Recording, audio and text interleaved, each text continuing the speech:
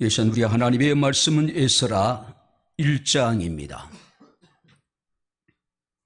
에스라 1장 1절부터 6절 말씀까지 제가 봉독해 드리도록 하겠습니다.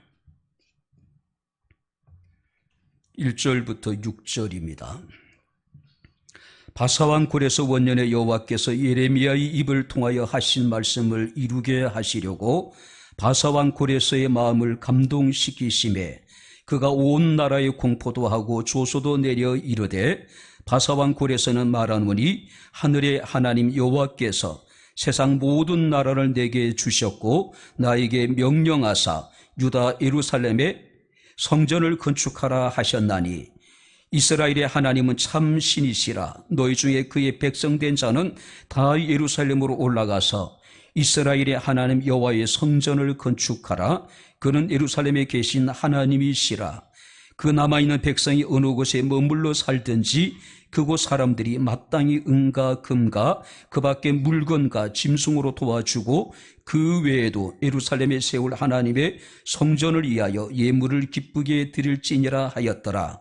이에 유다와 베냐민 족장들과 제사장들과 레위 사람들과 그 마음이 하나님께 감동을 받고 올라가서 예루살렘의 여호와의 성전을 건축하고자 하는 자가 다 일어나니 그 사면 사람들이 은그릇과 금과 물품들과 짐승과 보물로 돕고 그 외에도 예물을 기쁘게 드렸더라.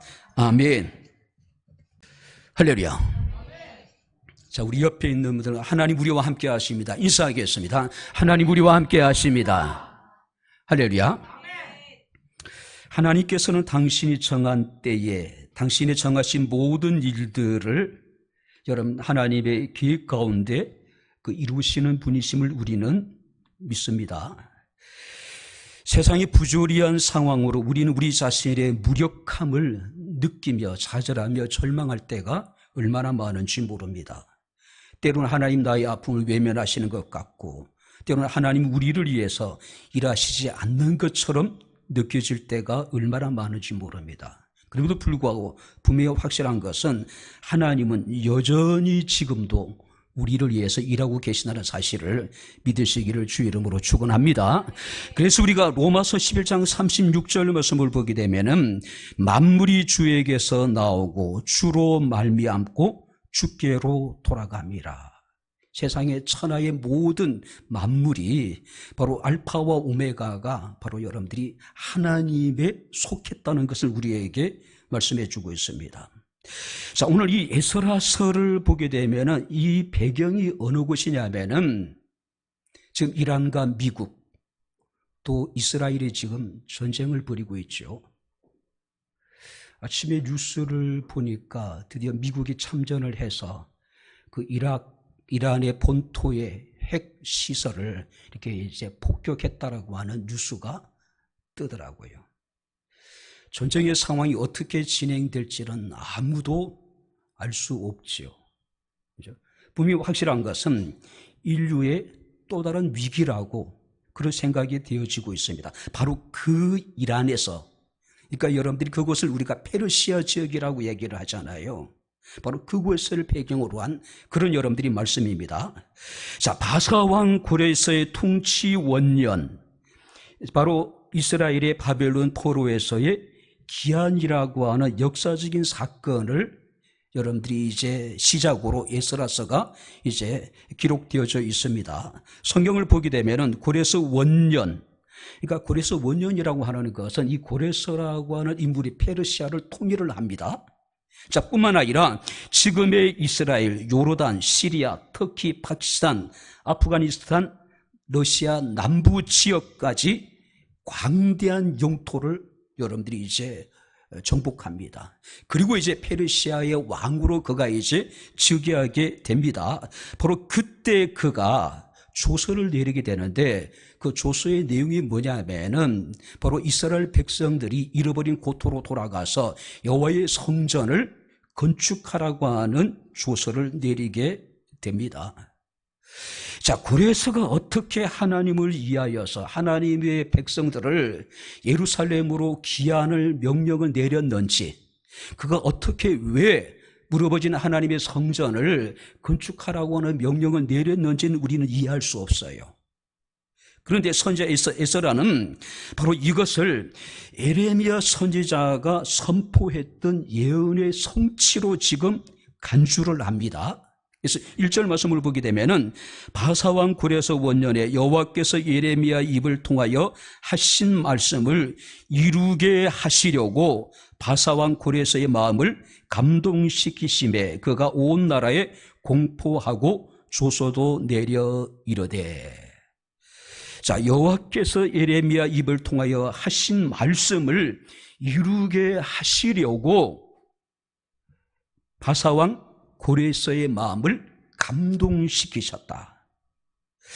자, 여호와께서 예레미야 입을 통해서 하신 말씀이 바로 예레미야 29장 10절이라든지 또 예레미야 33장에 기록되어져 있습니다. 예루살렘의 멸망이에요.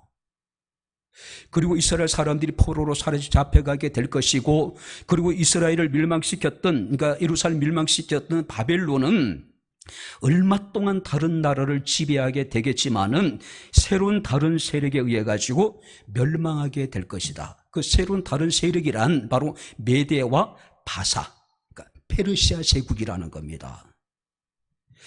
그리고 이스라엘 백성들은 70년이 차면은 다시 예루살렘으로 돌아오게 될 것이라고 하는 그런 말씀이었습니다.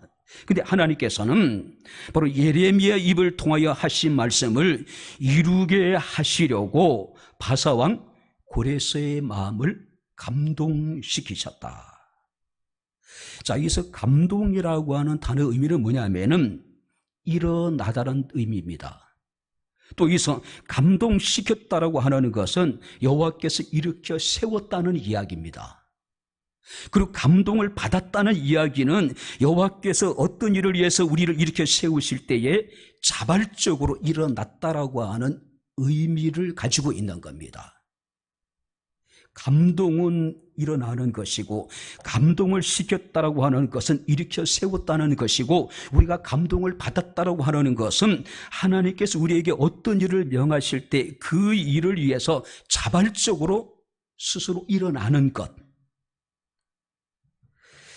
하나님이 고레스의 마음을 감동시켰습니다. 바로 고레스가 하나님의 감동을 받았습니다. 그래서 그가 조서를 내렸습니다. 예루살렘의 모든 주민들은, 유다의 주민들은 예루살렘으로 돌아가라. 그리고 무너져버린 여호와의 성전을 건축하라고 하는 명령을 내리게 됩니다. 자, 오늘 에스라는 예레미야 선지자의 예언을 다시 한번 상기시키면서 고레스의 마음을 감동시키시고, 또 이스라엘 백성들이 하나님의 감동을 받고 바로 예루살렘으로 돌아와 성전을 건축하게 된 모든 것이 하나님에 의해서 이루어진 하나님의 역사라는 것을 지금 분명히 밝히고 있습니다. 이사야 44장 28절, 45장 1절 말씀을 보게 되면은 선지자 이사야는 고레스를 여호와의 목자, 여호와의 기름 부은 자라고 부르고 있어요. 자, 고레스가 역사의 전면에 등장하기 전에 이미 하나님께서는 선지자 이사야를 통해서 고레스가 여호와의 목자로, 여호와의 기름 부음 받은 자로서 자기 백성을 구원하기 위한 도구로 사용하실 것에 대해서 이미 예언을 하셨어요. 자, 여기서 여호와의 목자, 여호와의 기름 부음 받은 자라고 하는 의미는 하나님께서 고레스를 당신의 도구로 사용하실 것에 대한 예언이었단 말이에요. 그리고 그 예언이 성취되어지게 됩니다. 바사의 바사의 고레스가 등장해서 이 페르시아와 메대를, 그러니까 바사와 메대를 통일합니다. 그리고 주변에 있는 모든 나라들을 다 정복을 해요. 그리고 페르시아 제국을 건설을 합니다. 그리고 이제 그가 여호와께서 그들에게 예언하신 그대로 이 고레스가 그대로 지금 여러분들이 하나님의 뜻에 순종하고 있는 겁니다. 특별히 우리가 3절 말씀을 보니까 고레스에 대해서, 고레스는 이스라엘의 하나님은 참 신이라는 놀라운 고백을 합니다. 그렇다고 이 고레스가 여호와의 유일신앙을 우리가 가졌다라고는 이야기할 수가 없을 거예요. 자, 그럼에도 불구하고 이 고레스 입장에서는 바벨론의 멸망, 그리고 자기 자신의 등장에 대해서 여호와께서 이미 선지자를 통해서, 이스라엘의 선지자를 통해서 말씀하셨다는 사실에 대해서 아마 깊은 인상을 받지 않았을까요? 감동을 받지 않았을까요? 그죠? 아니, 인류 역사에 있어서 자기 자신이 등장하게 될 것이라고 누군가가 예언을 했다? 그 엄청난 일이잖아요. 아마 그러다 보니까 이 고레스라고 하는 인물은 이스라엘의 하나님 여호와에 대해서 깊이 생각하지 않았을까요? 그리고 그의 백성들이 지금 포로로 잡혀와서 노예 생활하고 있는 그들을 다시 한번 생각해 보지 않았을까요? 이스라엘 하나님 여호와의 성전을 그가 다시 한번 생각해 보지 않았을까요? 그가 하나님께서 그 마음을 감동시키시니 바로 여호와를 위하여서, 바로 여호와의 백성들을 잃어버린 고토로 돌려보내고 여호와를 위하여 여호와의 성전을 건축하라고 하는 명령을 내리게 되었다라고 하는 사실입니다. 이 조서가 떨어지고 난 이후에 유다 사람들은 예루살렘에 올라가서 무너져버린 여호와의 성전을 건축하기 위해서 성경 말씀 보니까 일어났대요. 다 일어났대요. 감동이라는 게 일으키다는 뜻을 가지고 있잖아요. 우리가 감동을 시키다라고 하는 것은 무엇인가를 하기 위해서 하나님 일으켰다는 의미를 가지고 있잖아요. 감동을 받았다는 것은 그 일을 위해서 스스로 일어났다는 이야기예요.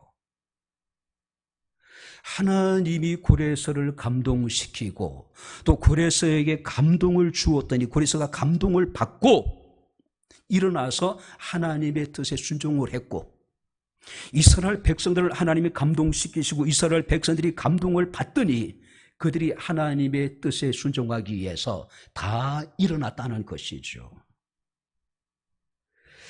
과연 이런 일이 어떻게 일어날 수 있었을까? 거의 불가능한 일이죠. 있을 수 없는 일입니다. 자, 그럼에도 불구하고 성경은 1절과 5절에 이렇게 기록하고 있습니다. 여호와께서 바사와 고레스의 마음을 감동시키시고 또 그 마음이 하나님께 감동을 받았다라고 기록하고 있습니다. 고레스가 조서를 내린 것도, 조서를 보고 이스라엘 사람들이 예루살렘에 무너져버린 성전을 건축하기 위해서 일어나게 된 것도, 뿐만 아니라 이 페르시아의 본토인들이 예루살렘으로 돌아가는 유다인들을 위해서 온갖 물건과 보물을 이렇게 챙겨준 것도 다 여호와께서 그들을 감동시키셨기 때문에 그렇다는 것이죠. 그다음 오늘 이 시간은 여호와께 감동된 사람들의 모습이 어떠했는지 우리가 말씀을 통해서 우리가 살펴보면서 함께 은혜를 나누도록 하겠습니다. 자, 2절을 우리 같이 읽겠습니다. 바사왕 고레스는 말하노니 하늘의 하나님 여호와께서 세상 모든 나라를 내게 주셨고 나에게 명령하사 유다 예루살렘에 성전을 건축하라 하셨나니. 고레스는 지금요, 그 어마어마한 대제국을 지금 건설했습니다. 그리고 그 대제국의 지금 황제로 지금 즉위를 했단 말이에요. 자, 그런데 여호와께서 그 마음을 감동시키시니 그가 바로 이스라엘 백성들을 예루살렘으로 돌아가라고 하는 명령을 내리죠. 그들을 예루살렘으로 돌려보낸 목적은 하나입니다. 여호와를 위하여서 성전을 건축하라고 하는 것이죠. 이것은 국가 통치자로서의 결코 쉽지 않는 결단입니다. 왜 그렇습니까? 고대 사회에 그 나라의 경제력은 바로 노동력에 있었어요. 특별히 노예들의 역할은 경제에 어마어마한 여러분들이 버팀목이 되었습니다. 그런데 그들을 다 내보내는 거예요. 특별히 유다 백성들을. 우리가 출애굽기 12장에 보게 되면은 하나님은 모세를 통해서 이스라엘 구원하시기로 작정을 하셨지요. 그런데 바로가 그 마음을 완강하게 하잖아요. 그죠? 결국 하나님께서는 9가지 재앙을 통해서 바로에게 계속해서 경고를 하죠. 그런데 바로가 끝까지 버텨요. 그 다음 마지막 10번째 장자의 재앙을 통해서 바로가 하나님의 뜻에 굴복합니다. 근데 바로 마음이 변하잖아요. 자, 특별 병거를 통해서 이스라엘 사람들을 추격을 합니다. 어디까지요? 홍해 바다에까지. 결국은 바로 그들은 홍해 바다에 모든 애굽의 특별 병거와 이스라엘 사람 추격했던 사람들이 수장되어지게 되는 모습을 우리가 보게 됩니다. 왜 포기하지 못했을까요? 200만이나 되는 애굽의 노예들을 여러분들이 내보낸다라고 하는 것은 애굽의 경제에 뿌리치 흔들 수 있는 어마어마한 사건이란 말이에요. 그죠? 물론 애굽에서 나온 이스라엘 사람들만큼 그 수가 많지 않았던 건 사실이지만 어찌됐든 간에 자신들의 노예를 풀어준다라고 하는 것은 결코 쉬운 일이 아니란 말이에요. 그죠? 우리나라 외국인 노동자들이 굉장히 이렇게 힘든 그런 어떤 이제 그 곳에서 힘든 일을 하고 있잖아요. 만약에 외국인 노동자를 우리나라에서 다 내보낸다면은 한국 경제가 어떻게 될까요? 엄청난 위기를 만나지 않을까요? 그 상황을 한번 생각해 보면 되는 겁니다. 그럼에도 불구하고 이 고레서가 과감한 조치를 통해서 유다 사람들을 귀환하라고 명령할 수 있었던 것은 바로 고레서가 하나님의 감동을 받았기 때문이라는 것이죠. 그죠? 특별히 여기서 우리가 생각해 볼 수 있는 것은 우리가 2절 말씀 보니까 하늘의 하나님 여호와께서 세상의 모든 나라들을 내게 주셨다. 바로 이 고레서는 하나님의 감동을 통해서 자기 자신이 이 대제국을 건설할 수 있었던 것은 자신의 힘과 자신의 능력이 아니라 하늘의 하나님 이스라엘 여호와께서 세상의 모든 나라를 자기에게 주셨기 때문이라고 지금 고백하고 있는 거예요. 이걸 깨달았다는 이야기죠. 그렇죠? 자신이 이루어놓은 것이 아니라 여호와께서 이 일을 이루셨다라고 하는 깨달음이 있었다는 이야기죠. 그래서 그는 유일하신 하나님을 믿지 않았지만은 하나님을 공경했습니다. 하나님의 백성들에 대해서 다시 생각하지 않았을까요? 무너져버린 예루살렘의 성전을 다시 한번 생각할 수가 있었다는 것이죠. 고레서의 조서를 통해서 유다 백성들이 이제 예루살렘으로 귀환을 하게 됩니다. 이건 이스라엘 사람들에게 있어서는 현실적으로 불가능한 일이에요. 있을 수 없는 일이었습니다. 그래서 우리가 시편 126편 1절부터 3절 말씀을 보게 되면은 바로 바벨론에서 예루살렘을 귀환하는 이스라엘 사람들이 불렀던 노래가 있습니다. 여호와께서 시온의 포로를 돌려보내실 때에 우리는 꿈꾸는 것 같았다. 도저히 믿어지지 않은 거예요. 꿈만 같았다는 이야기죠. 그때 우리 입에는 웃음이 가득하고 우리 혀에는 찬양이 찼었도다. 그때 문나라 가운데서 말하기를 여호와께서 그들을 위하여 큰 일을 행하셨다 하였도다. 여호와께서 우리를 위하여 큰 일을 행하셨으니 우리는 기쁘다. 할렐루야. 이스라엘 백성들의 입장에서는 꿈만 같은 일이 벌어진 거예요. 도저히 현실적으로 있을 수 없는 일이 지금 벌어진 거예요. 어떻게 해요? 여호와께서 고레서의 마음을 감동시키신 거예요. 그렇죠? 하나님은 감동된 사람들을 통해서 당신이 약속하신 것을 이루시는 하나님이십니다. 할렐루야. 하나님은 불가능한 것을 가능하게 하시는 하나님이에요. 하나님은 감동된 사람들을 통해서 꿈만 같은 일들을 능히 이루실 수 있는 하나님. 할렐루야. 그가 우리가 믿는 우리 하나님이셔요. 그죠? 자, 뿐만 아니라 5절을 우리 다시 한번 같이 읽겠습니다.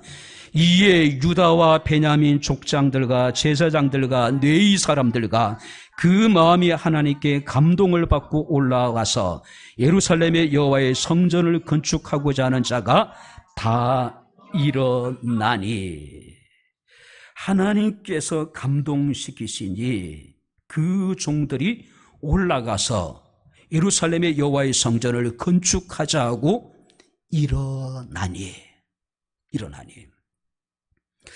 하나님 고레스의 마음만 감동시킨 것이 아니죠. 하나님은 자기 백성들의 마음도 감동시키셨습니다. 자, 이미 이때가 그들이 포로 생활한 지가 70년이에요.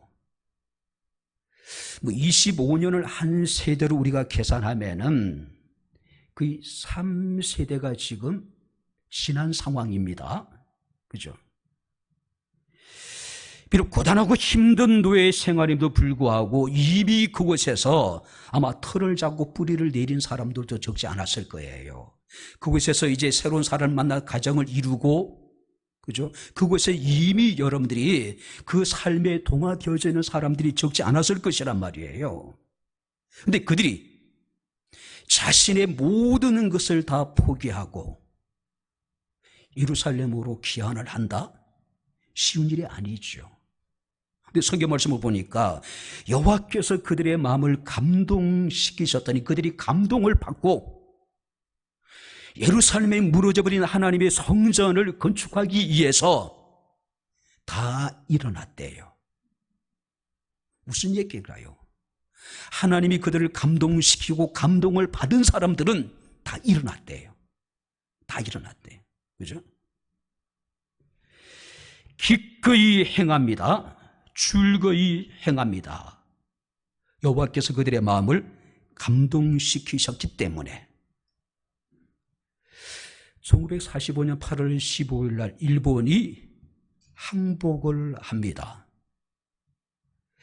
이런저런 이유로 일본에 끌려가서 보러 생활하고 있던 수많은 조선 사람들이 해방된 조국을 향해서 기구선을 탑니다.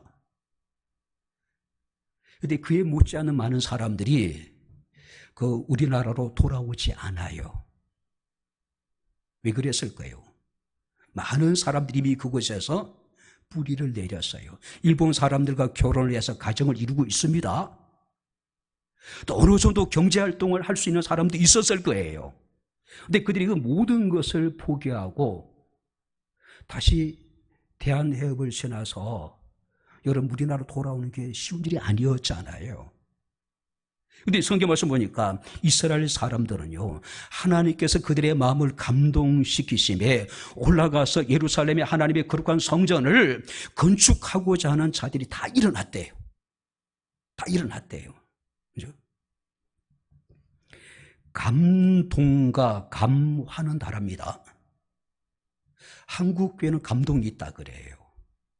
여러분들 얼마나 훌륭한 목회자들이 많고 얼마나 여러분 훌륭한 설교자들이 많이 있습니까? 성도들이요, 정말 예배 때마다 감동을 받아요. 문제는 뭘까요? 그 감동이 감하루까지 변하지 않는 거예요. 마음의 감동을 받고 마음의 뜨거움을 느낍니다. 근데 문제는 뭘까요? 일어나지 않는 거예요. 왜요? 지켜야 되는 건 너무 많아요. 감동이 오는데 그 포기하고 싶은 마음은 없는 겁니다. 욕심이 앞서기 때문에 그런 거예요. 근데 지금 이스라엘 사람들은요, 여호와께서 그들의 마음을 감동시키시니 그들이 감동을 받았습니다. 일어났대요. 포기할 수 없는 것들을 포기해버린 거예요. 무엇이 더 가치 있고 무엇이 더 중요한 것인가를 그들이 분명히 알았다는 이야기가 되겠죠. 감동을 받은 사람들은 가만히 있지 않습니다. 아니, 가만히 있을 수 없어요. 이스라엘 사람들이 다 일어났던 것처럼. 혹자는 이런 이야기합니다. 세상을 살아가면서 무의미하게 사는 것이 지옥이다. 심 칼럼니스트가 이런 꿈 이야기를 적었다고 합니다. 그 미국 사람 같습니다. 천국 갔는데 너무나도 아름답고 평화로웠다. 흰옷 입은 사람에게 도와드릴 것이 없느냐고 물었더니 그냥 쉬기만 하면 된다는 것이었다. 골프를 하고 싶다고 했더니 골프장이 없다고 했다. 마당에 작은 채소를 가꾸고 싶다고 했더니 먹을 것이 풍부하니 일할 필요가 없다고 했다. 그래서 그가 이렇게 할 일이 없는데 이곳이 어찌 천국이냐고 물었다. 그때 그가 이러기를, 이 사람아, 무슨 소리야? 당신은 지금 지옥에 와 있는 거야. 세상에 할 일이 없는 것, 세상의 삶에서 무의미하게 사는 것이 바로 지옥이라고 하는 것이죠. 하나님이 감동시키고 감동을 받은 사람들은 결코 자신의 삶을 아니라고 나태하게 살지 않습니다. 자신의 직무를 소홀하게 여기지 않는 사람들이에요. 예레미야 20장에 보게 되면은 예레미야가 아까 말씀드렸듯이 예루살렘의 멸망에 대해서 선포합니다. 자, 유다 백성들이 포로로 끌려갈 것에 대해서 여러분들이 예언을 해요. 하지만 여호와께서 70년 후에 그들을 다시 돌이키실 것이라고 하는 명령을, 하나님의 뜻을 전합니다. 그때 대부분의 거짓 선지자들은 예루살렘의 평안을 외쳐요. 하나님 우리 가운데 함께 하실 것 때문에 우리는 결코 망하지 않을 것이라고. 자, 그러다 보니까 예레미야가 자기 백성들에게 엄청난 핍박을 당해요. 그때 예레미야가 이런 마음의 다짐을 합니다. 내가 다시는 여호와를 선포하지 아니하며 그의 이름으로 말하지도 않겠다. 아니, 여호와의 행하신 일들을 선포하고 여호와 이름을 말할 때마다 돌아오는 그 핍박과 고난이에요. 그래서 내가 다시는 주의 말씀을 전하지 않겠노라고 마음에 굳게 다짐을 해요. 그러나 그는 이내 이렇게 이야기합니다. 나의 마음이 불붙는 것 같아서 골수에 사무치니 답답하여. 한번 따라 보시기 바랍니다. 견딜 수 없나이다. 할렐루야. 왜 답답하여 견딜 수 없었습니까? 여호와께서 그 마음을 감동시키시니 골수에 사무치고 내 마음이 불붙는 것 같아서 답답하여 견딜 수 없어서 다시 주의 말씀을 선포할 수밖에 없는 것이죠. 이것이 감동된 사람들의 모습이 아닐까요? 가만히 있으면 몸이 쑤셔서, 가만히 있으면 내 마음이 답답해서 견딜 수 없어서 여러분들이 일을 하는 겁니다. 할 일이 없는 사람, 할 일이 없다고 하는 사람이 있는가 하면요, 어떤 사람은 끊임없이 할 일을 이렇게 찾고 구하는 사람이 있어요. 핑계를 대는 사람들에게 핑계거리가 보이죠. 그러나 일을 하려고 하는 사람들은 끊임없이 일이 보여요. 어디에서도 마찬가지입니다. 그렇지 않습니까? 고레스의 조서가 발표되자 그 마음에 감동된 사람들이 예루살렘에 올라가 여호와의 성전을 건축하기 위하여, 다시 한번 따라 보시기 바랍니다. 다 일어나니. 할렐루야. 감동된 사람들은 일어나야 돼요. 감동된 사람들은 하나님의 그 일을 위해서 일어나야 된다는 것이죠. 그죠? 이스라엘 사람들은 몇 대에 걸쳐서 틀을 잡고 살아온 삶의 모든 터전을 포기하고 예루살렘으로 올라옵니다. 예루살렘의 상황이 이 바벨론보다 나을 것이라고는 결코 그들은 생각하지 않았을 거예요. 모든 것을 다시 시작해야 되는 힘든 여정이 될 수밖에 없을 것입니다.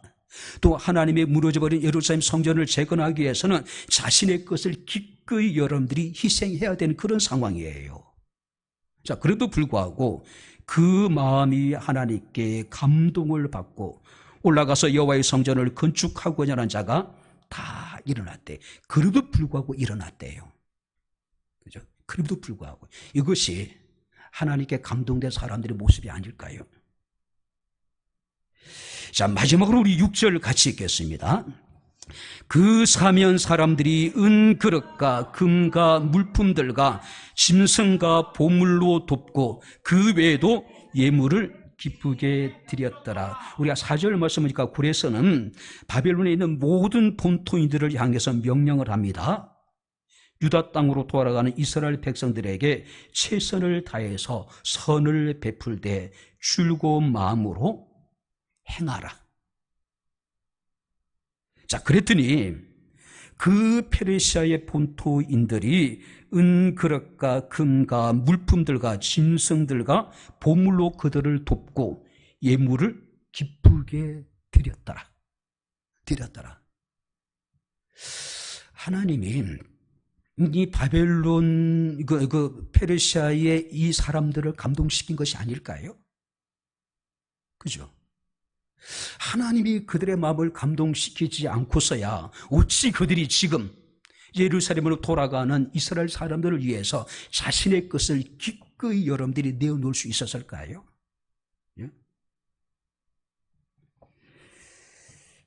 하나님이 감동을 주시면은요, 모든 사람이 즐거이 헌신합니다. 고레스가 기꺼이 이스라엘 사람들을 돌려보냅니다. 이스라엘 사람들이 하나님 그들의 마음을 감동시켰더니 자신의 어떤 모든 삶의 어떤 터전, 자신이 소유한 모든 것을 내려놓고 일어나서 예루살렘을 올라갑니다. 여호와께서 페르시아 주민들의 마음을 감동시켰더니 예루살렘으로 돌아가는 이스라엘 사람들을 위해서 자신의 보물들을 기꺼이 내놓았다는 것이죠. 하나님이 감동시키시니 그들이 자신의 것을 조금도 여러분들이 아까운 것으로 여기지 않았다는 것이죠. 그죠? 귀한 일에 쓰여지는 것으로 생각했기 때문에 그들은 자신의 가장 좋은 것들을 내려놓지 않았을까요? 이제 우리가 잠언서 16장 7절 말씀을 보게 되면은 사람의 행위가 여호와를 기쁘시게 하면 그 사람의 원수라도 그와 더불어 화목하게 하느니라. 하나님의 마음을 기쁘시게 하니 하나님이 주변의 사람들의 마음을 다 감동시켜버린 거예요. 그리고 이스라엘 사람들에게 호의적인 사람으로 하나님이 변화시켜 주신 것이죠. 오늘 우리 모습은 어떻습니까? 하나님이 우리가 예배 가운데, 하나님 우리의 삶 가운데 여러 가지 은혜를 베푸시고 때론 우리의 마음을 감동시킵니다. 그죠? 근데 우리는 어떻습니까? 마음이 동해지기까지는 해요. 우리의 마음이 뜨거워지기까지 합니다. 근데 우리는 다 거기까지예요. 더 이상 한 걸음도 앞으로 나가려고 하지 않습니다. 감동시킬 때에 때론 불신자들도요, 하나님 일에 동참합니다. 오히려 믿지 않은 사람들이 감동을 받으면요, 교회 다닌 사람보다 더 선한 일에 열심을 내는 경우도 있어요. 제가 91년도에 지금 생각해도 우리나라 나이로 이제 만 나이로 30살. 제가 30살에 목사 안수를 받고 개척을 했습니다. 근데 너무 가진 것이 없어요. 근데 하나님이 생각나게 하시는 분들이 있으시더라고요. 어떤 집사님인데 제가 찾아가서 아주 당돌하게 부탁을 드렸습니다. 나 개척을 하고 싶은데 돈이 없습니다. 내가 언제 이 돈을 줄지 모르고 나 이자도 주지 못합니다. 근데 교회가 붕되면 반드시 갚겠습니다. 돈 좀 빌려주십시오. 언제 줄지도 모르고 이자도 못 준다. 교회 붕되면 주겠다. 그분의 표정이 지금도 선합니다. 저를 바라보는 그 모습이 미친놈 아니야. 그런 모습 같아요. 그런 표정 같아요. 며칠 지났는데 전화가 왔습니다. 어디 은행 지점으로 하라고 갔더니 한 달도 채 남지 않는 재형저축이라는 그 당시 있었어요. 만기가 한 달도 되지 않은 거 해약해가지고 저한테 돈을 주더라고요. 통장에다 그당 입금해가지고 주더라고요. 자기는 잊어버릴 테니까 그때 강도사인데 강도사님이 기억하고 교회 붕대면 주세요. 여러분들이 상상이나 됩니까? 언제 줄지도 모른다. 이자도 못 준다. 교회 붕대문이다. 언제 붕될 줄 알고. 또 한 사람을 찾았습니다. 개차 가고 싶은데 돈이 없습니다. 돈 좀 빌려주십시오. 농협에 가지고 대출 받아가지고 돈 빌려주더라고요.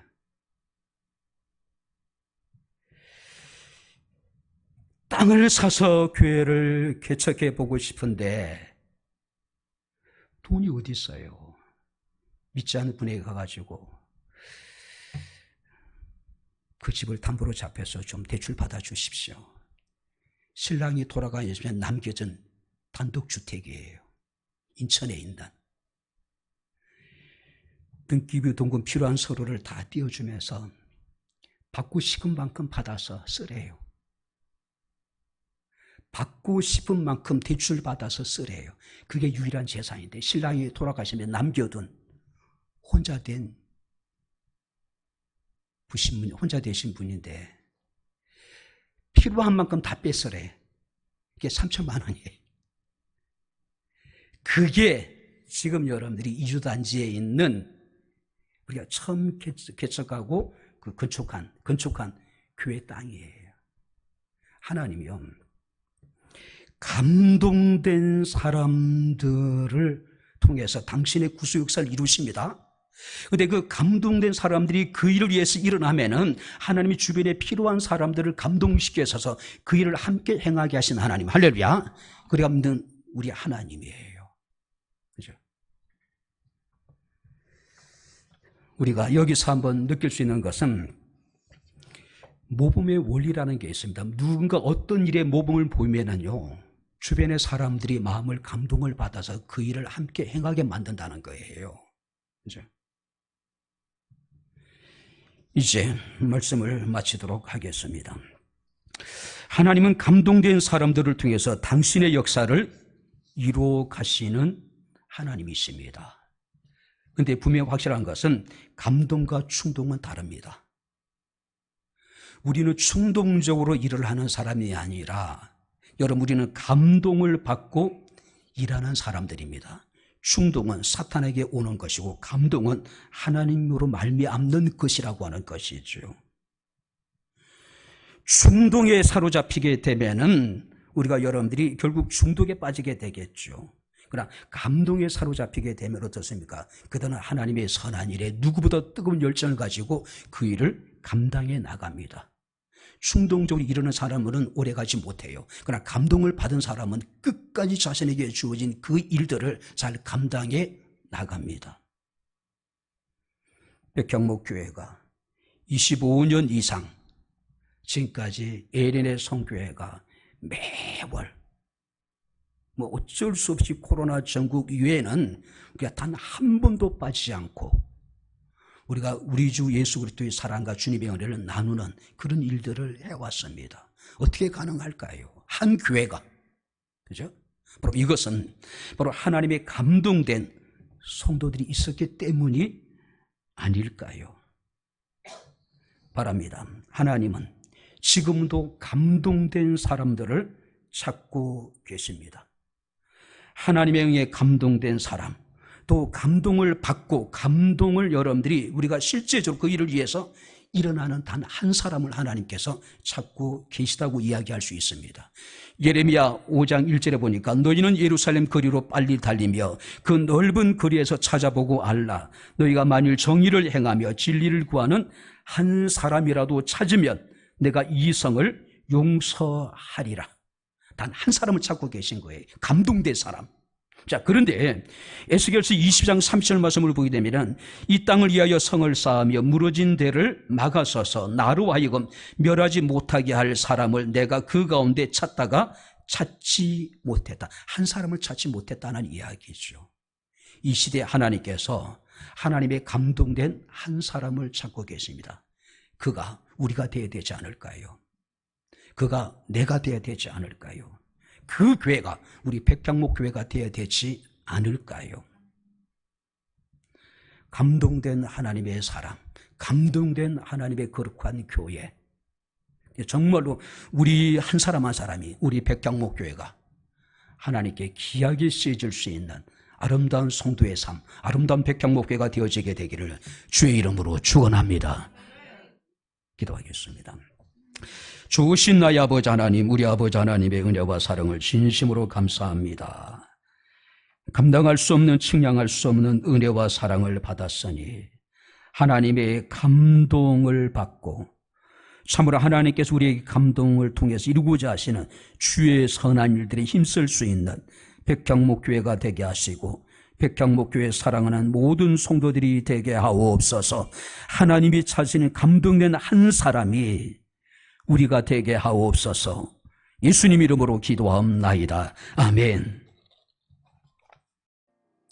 이제는 우리 주 예수 그리스도의 은혜와 하나님의 크신 사랑과 성령님의 교통, 교제내제 충만 역사 인도하심이 하나님께 감동된 주의 사랑하는 모든 성도들 머리머리 위에 저희들의 가정과 직장과 사업장과 이 교회와 이 나라 이 민족 위에 지금부터 영원토록 함께 있을지어다. 아멘.